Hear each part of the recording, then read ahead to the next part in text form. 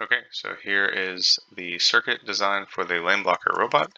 It consists of an ultrasonic distance sensor, two lane assist sensors. We have our four servo motors. We have two inner motors and two outer motors for the arms. And then we have two drive motors here um, that will propel the robot forward. And then last but not least, we have an IR sensor here that is designed to represent the sensor that will send and receive signals with the other robots, letting them know it's time to start completing their tasks or letting this robot know it's time to clean up and go home. So let's look at the simulation. Once this robot is once has arrived on the accident scene, it'll be placed centered over a center stripe in the lane that in between the two lanes that need to be blocked, and then the start command will be given. The robot will deploy and it will go out roughly 20 yards. For the purposes of the demonstration, we're going to go basically over 100 inches with this particular sensor, but that's going to represent our threshold of 20 yards.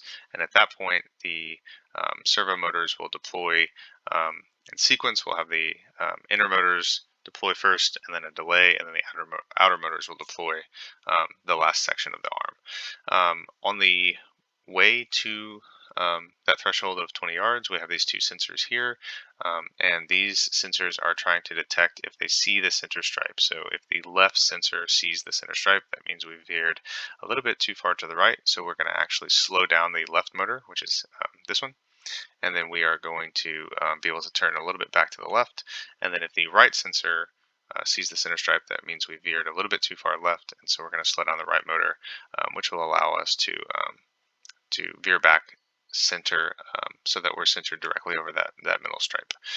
So the start command, and we'll notice here that we have not started our servo motors because we are not outside that threshold of roughly 100 inches here.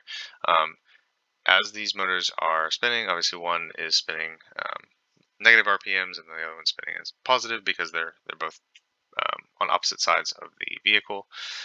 And then, of course, here, if the left motor, or sorry, left sensor notices the stripe, it will slow down temporarily the left motor so that we can veer back centered. And then, of course, if the right motor notices something, it will slow down that motor as well, just long enough to center ourselves back over the stripe.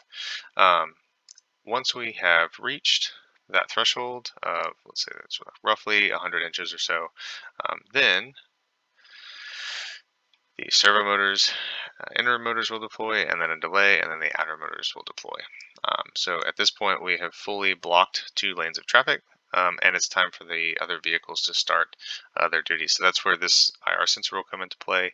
It will send a signal to the anti-flame robot, letting that robot know it can begin its duties and that the accident site is safe. And then this sensor is also constantly looping. If you look at the algorithm, it's designed to continuously check for an all clear signal from the street sweeper, knowing that it's time to pack up and go home. So looking over here at the code, this is the code for the lane blocker robot.